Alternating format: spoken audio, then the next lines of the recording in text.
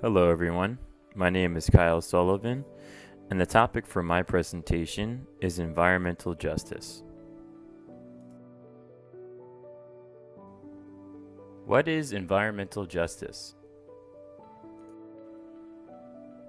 According to the Environmental Protection Agency, environmental justice is the fair treatment and meaningful involvement of all people regardless of race, color, national origin, or income with respect to the development, implementation, and enforcement of environmental laws, regulations, and policies.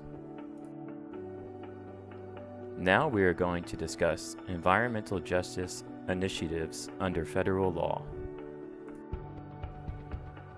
The Comprehensive Environmental Response, Compensation, and Liability Act, CERCLA, better known as Superfund, was enacted by Congress on December 11, 1980. This law created a tax on the chemical and petroleum industries and provided broad federal authority to respond directly to releases or threatened releases of hazardous substances that may endanger public health or the environment. A Superfund site is an area contaminated by toxic chemicals and hazardous waste that has been designated by the EPA for cleanup and management. There are currently 1,327 Superfund sites in the United States. Executive Order 12898, signed into legislation by President Bill Clinton on February 16, 1994, is a landmark environmental justice law. Executive Order 12898 hoped to achieve three main objectives. First, identify and address the disproportionately high and adverse human health or environmental effects on minority and low-income populations. 2. Develop a plan for implementing environmental justice. 3. Promote non-discrimination in federal programs that affect human health and the environment, as well as provide minority and low-income communities access to public information and public participation. Now that we've reviewed federal environmental justice laws, we're going to focus on state-run initiatives, specifically in the state of New Jersey.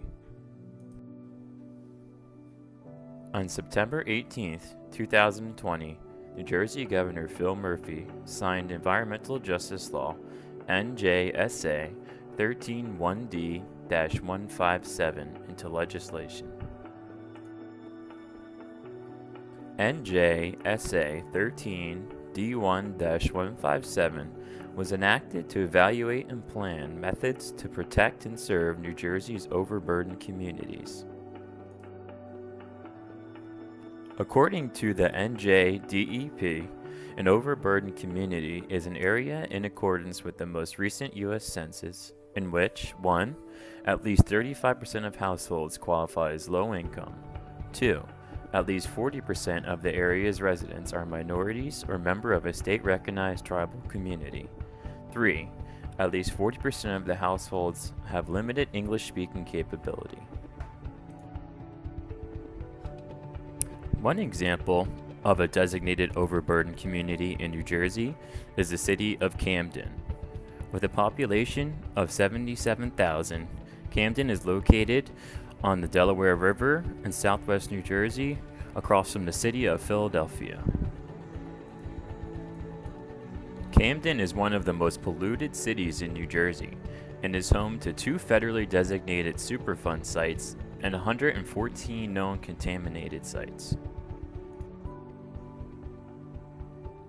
Here are some contributing factors to the city of Camden's pollution problem. 1. From the early 1900s to the 1970s, Camden was an extensive industrial hub, housing many large factories and warehouses. 2.